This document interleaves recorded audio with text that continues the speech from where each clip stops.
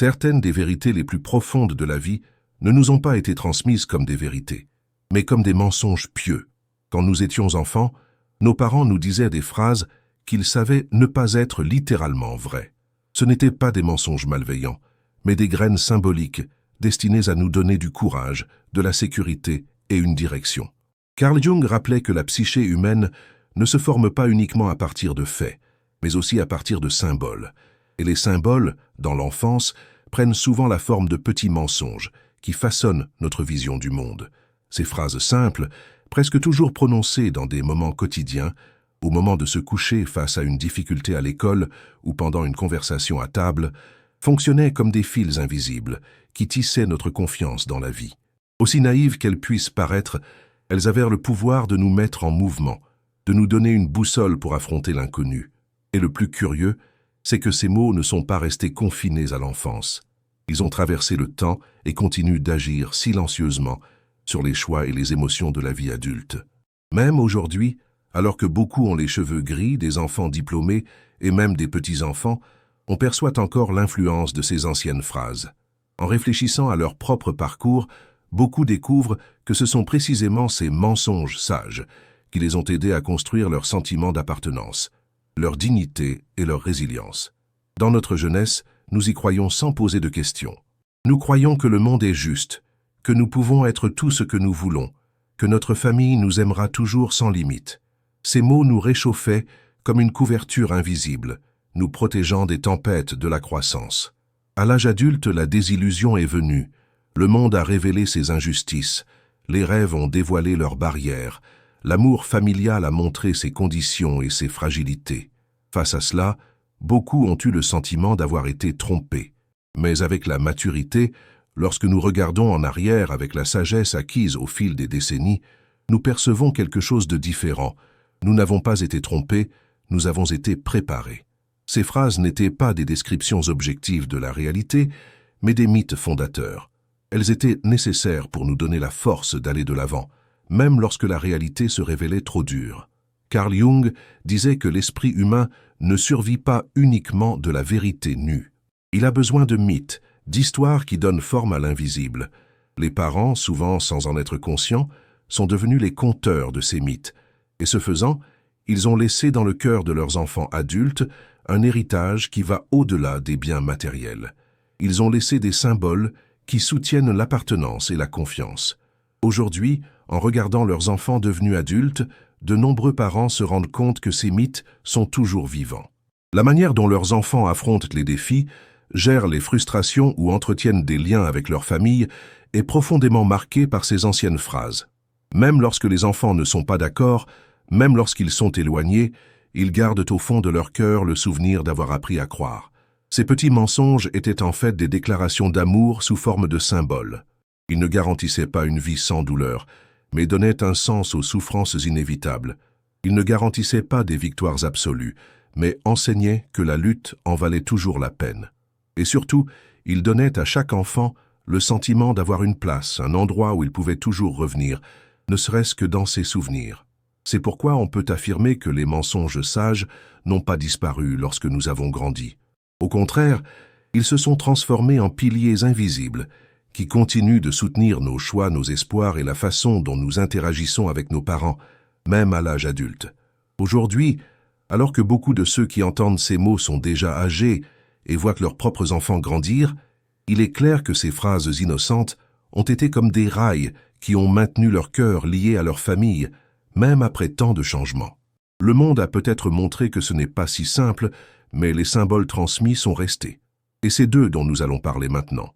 5 mensonges sages qui ont façonné non seulement l'enfance, mais aussi la façon dont les enfants adultes restent liés à leurs parents, même face aux défis de la vie. Beaucoup ont entendu quand ils étaient petits « Si tu fais le bien, tu seras récompensé. Le monde est juste. » Les parents savaient que ce n'était pas tout à fait vrai. Mais ils devaient inculquer à leur enfant la croyance en un ordre supérieur. Sans cette vision initiale, l'enfant pourrait grandir méfiant, anxieux, avec le sentiment que la vie n'est que chaos et arbitraire. Jung appellerait cela une approche de l'archétype de l'ordre, ce qui donne forme à ce qui est informe et donne un sens à l'existence. L'enfant grandit avec le sentiment qu'il existe un équilibre, une loi invisible qui soutient le monde. C'est cette illusion qui lui permet de croire à l'école, de respecter les règles, d'espérer que ses efforts ne seront pas vains. Plus tard, à l'âge adulte, chacun se rend compte que la réalité est différente. Des injustices se produisent tous les jours, des personnes malhonnêtes accèdent au pouvoir, des travailleurs honnêtes sont oubliés. Cette découverte est souvent source de frustration. Il est courant que l'enfant devenu adulte se demande « Pourquoi m'a-t-on enseigné cela si ce n'est pas vrai ?» Mais avec le temps, il découvre que ce mensonge sage n'était pas une tromperie, mais une boussole. Cette phrase reste gravée dans son inconscient. Même face à la corruption, à l'inégalité ou à l'ingratitude, l'enfant devenu adulte garde une direction intérieure. Il peut s'indigner de l'injustice du monde, mais il n'abandonne pas l'idée d'agir avec dignité. Il sait qu'il ne verra peut-être pas de récompense immédiate, mais il continue à croire que le bien a une valeur en soi. Ce type d'orientation, transmis par les parents, génère un héritage invisible. Ce n'est pas de l'argent, ce n'est pas une propriété, mais une façon d'être au monde. Lorsque les enfants rendent visite à leurs parents âgés, ils portent en eux le souvenir de la voix qui leur disait « Le bien a de la valeur ». Ce souvenir les maintient proches, car ils savent qu'ils ont reçu là quelque chose qu'aucune société injuste ne peut leur voler, le sentiment que l'intégrité est plus importante que l'avantage momentané. À l'âge adulte, lorsque les déceptions surviennent, perdre un emploi pour avoir refusé un pot de vin, être injustement critiqué malgré des efforts honnêtes, ou simplement se rendre compte que la vie favorise ceux qui trichent, ce souvenir d'enfance sert de base solide. L'enfant devenu adulte se dit peut-être « Le monde n'est peut-être pas juste, mais je ne me perdrai pas ». Et cette fermeté est, en fin de compte, le reflet de l'éducation reçue. Curieusement, cet enseignement génère également une proximité affective. L'enfant devenu adulte regarde ses parents âgés et reconnaît que ce sont eux qui ont planté ses racines morales. Même s'il est en désaccord avec eux sur de nombreux points, il les respecte toujours, car il comprend qu'ils lui ont donné une orientation qui a soutenu sa dignité face aux injustices du monde. Ce mensonge sage sert de pont entre les générations. Le père ou la mère vieilli perd ses forces, ne peut plus contrôler le monde ni protéger son enfant comme avant. Mais la phrase transmise dans l'enfance reste vivante, désormais dans la conscience de l'enfant devenu adulte.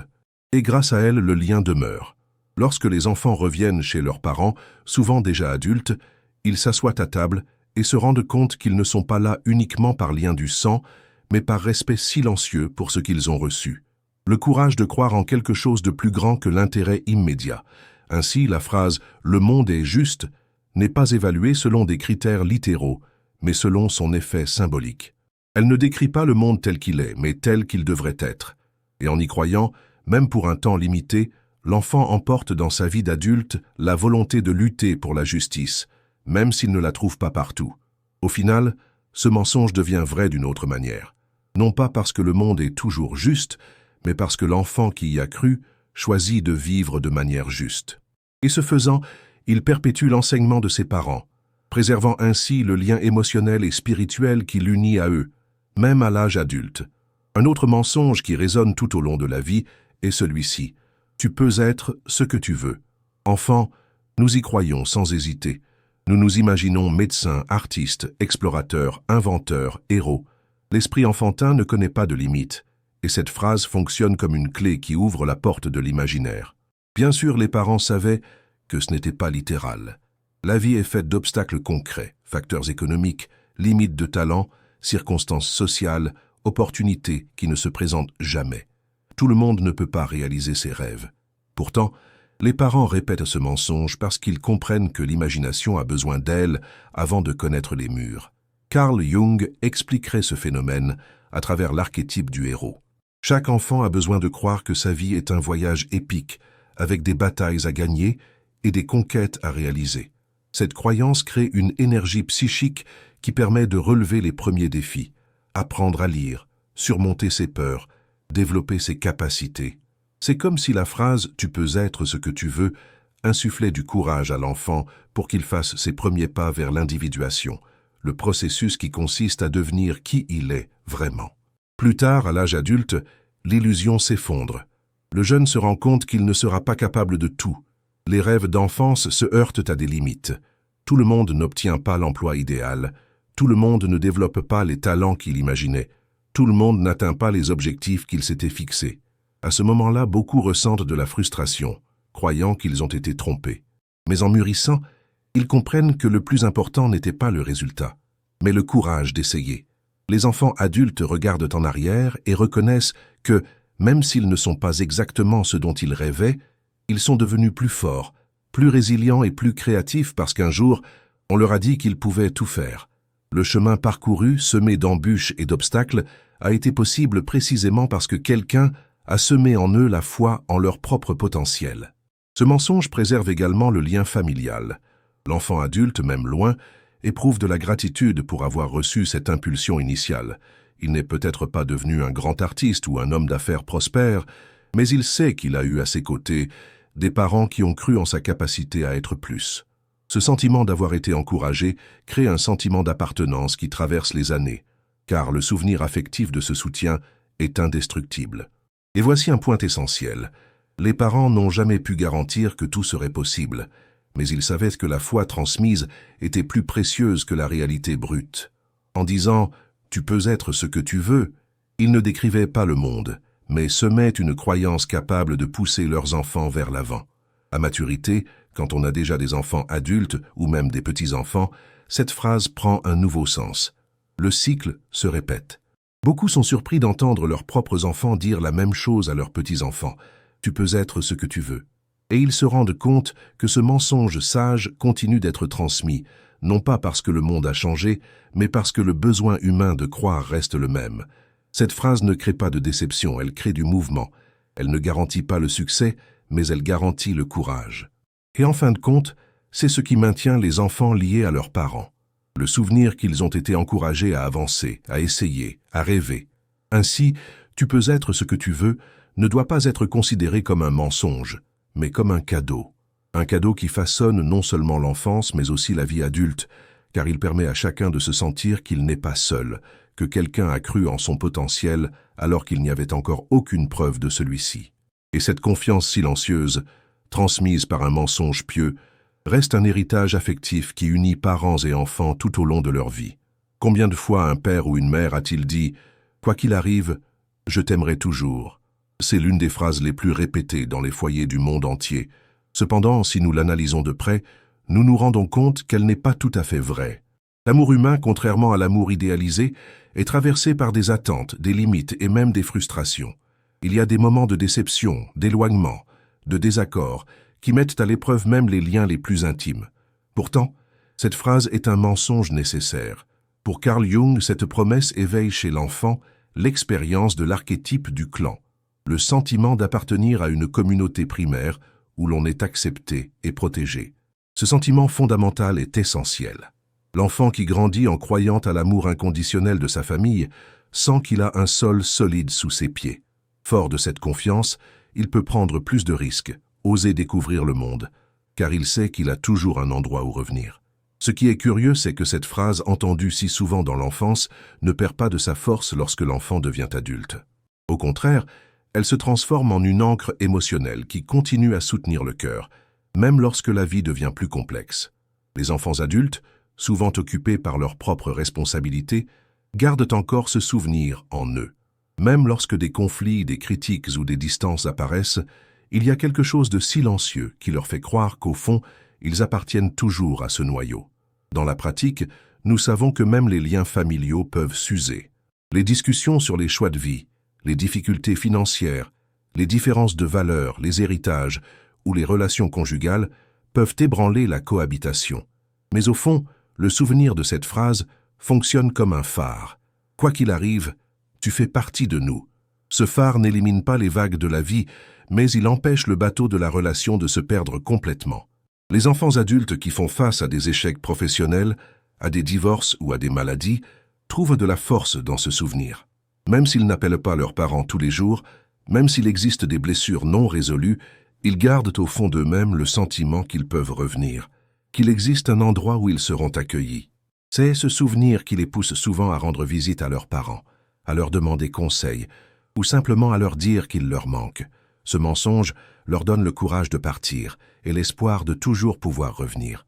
Si nous ne croyions pas que l'amour de la famille est inconditionnel, nous n'aurions peut-être jamais osé quitter la maison, chercher de nouvelles voies, construire notre propre vie.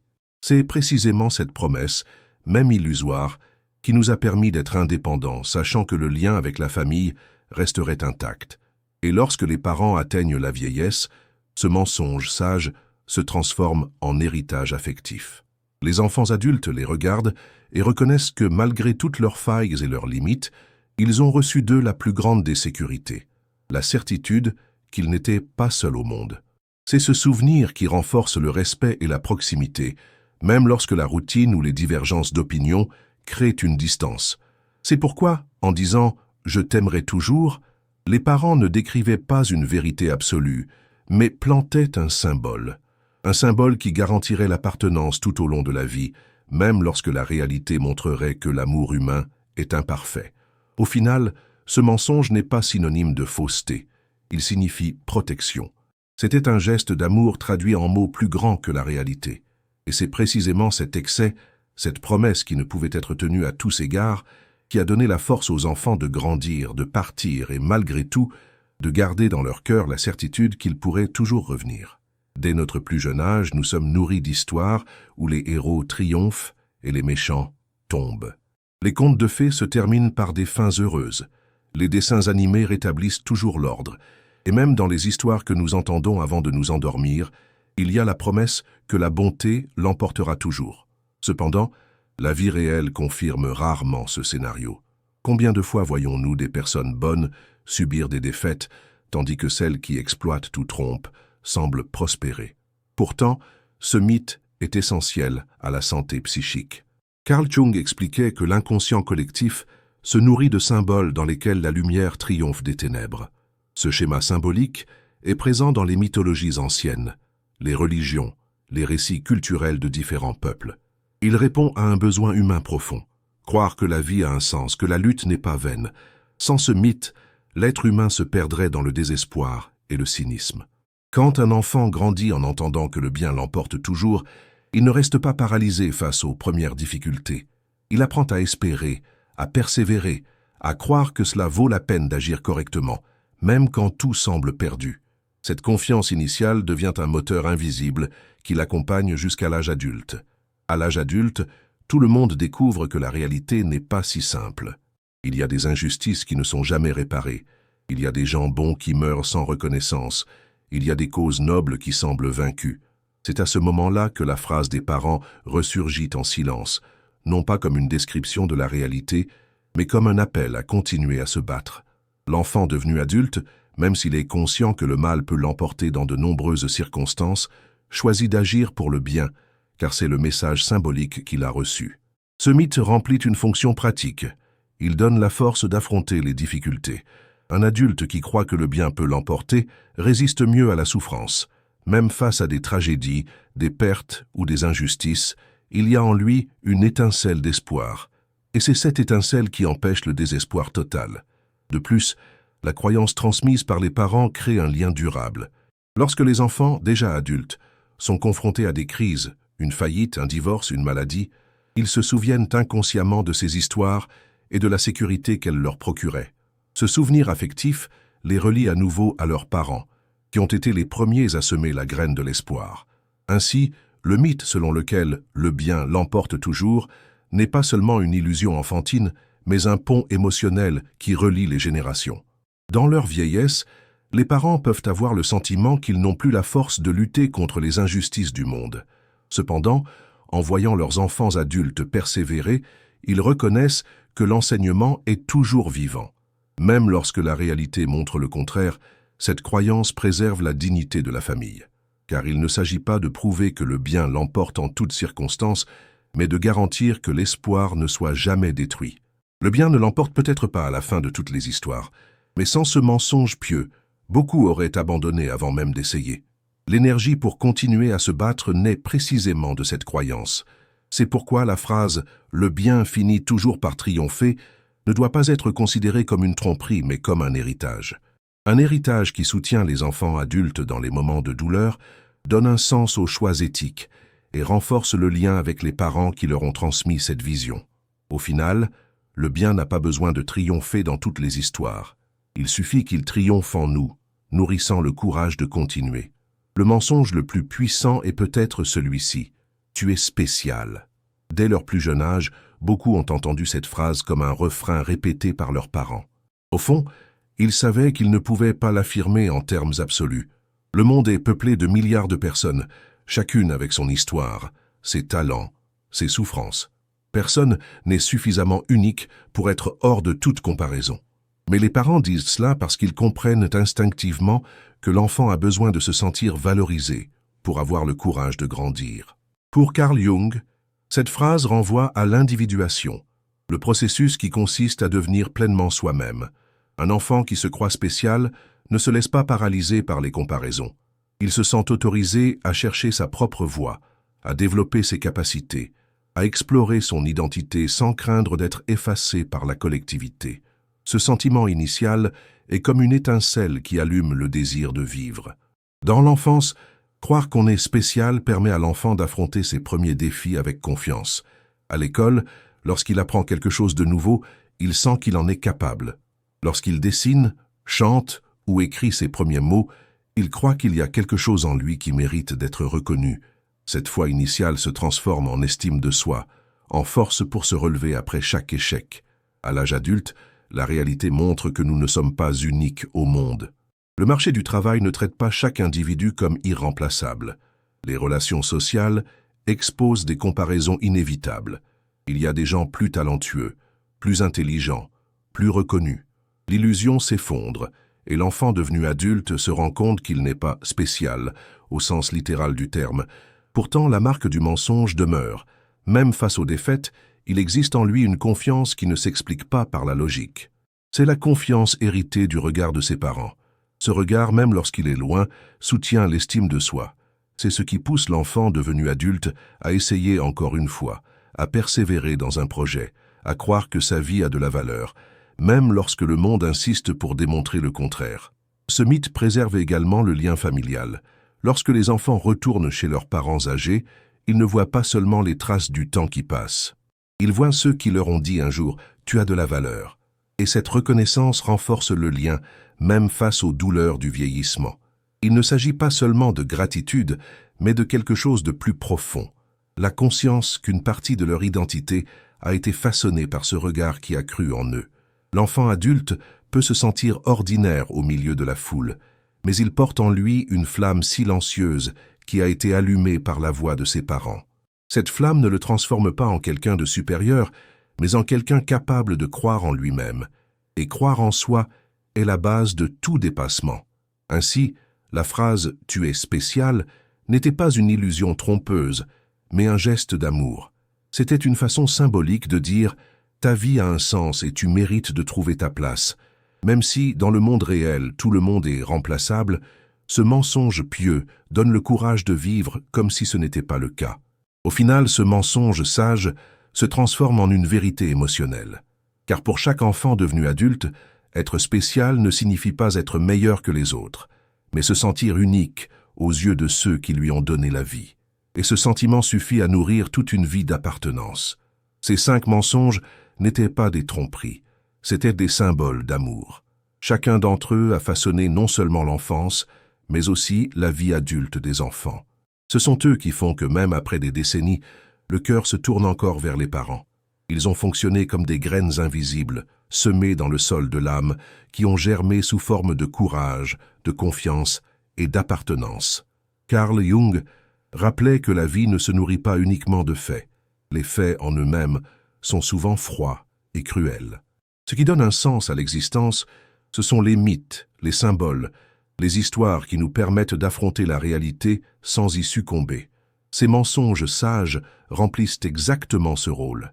Ils ont été les échafaudages qui sont tombés un jour, mais qui ont laissé debout la construction de l'identité. Sans eux, la structure psychologique aurait été trop fragile pour résister au vent de la vie. Dans leur vieillesse, les parents peuvent regarder en arrière et se rendre compte que le lien avec leurs enfants adultes ne se maintient pas uniquement par le sang, le devoir ou les coutumes sociales.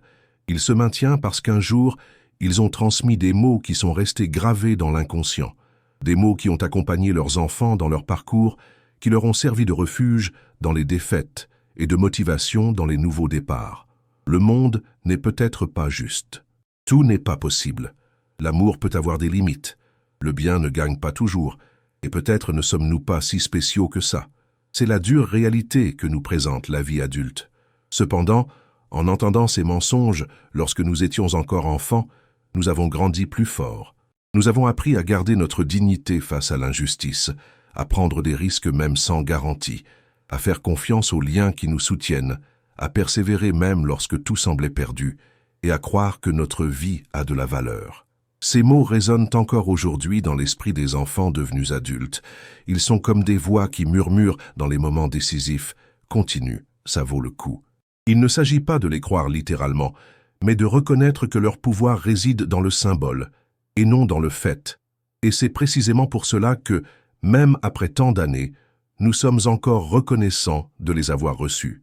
Le plus beau cadeau que les parents puissent laisser n'est pas un héritage matériel, mais la certitude que par leurs paroles, ils ont aidé leurs enfants à trouver leur place dans le monde. En fin de compte, ces mensonges révèlent la plus grande vérité. L'appartenance ne naît pas de la réalité objective, mais des histoires qui nous ont fait croire que nous avions un foyer, un clan, un espace où nous étions reconnus. Et cet endroit, même avec le passage des années, reste la famille, car la force de ces mensonges sages ne réside pas dans leur littéralité, mais dans le lien invisible qu'ils créent entre les générations. Ils nous rappellent qu'aimer, c'est souvent donner plus que la réalité ne le permet. C'est offrir de l'espoir, du courage et un sentiment d'appartenance. Si cette réflexion vous a touché, aimez la vidéo, abonnez-vous à la chaîne et activez les notifications pour recevoir d'autres réflexions comme celle-ci. Ainsi, vous ne manquerez aucun nouveau contenu. Prenez soin de vous et à bientôt.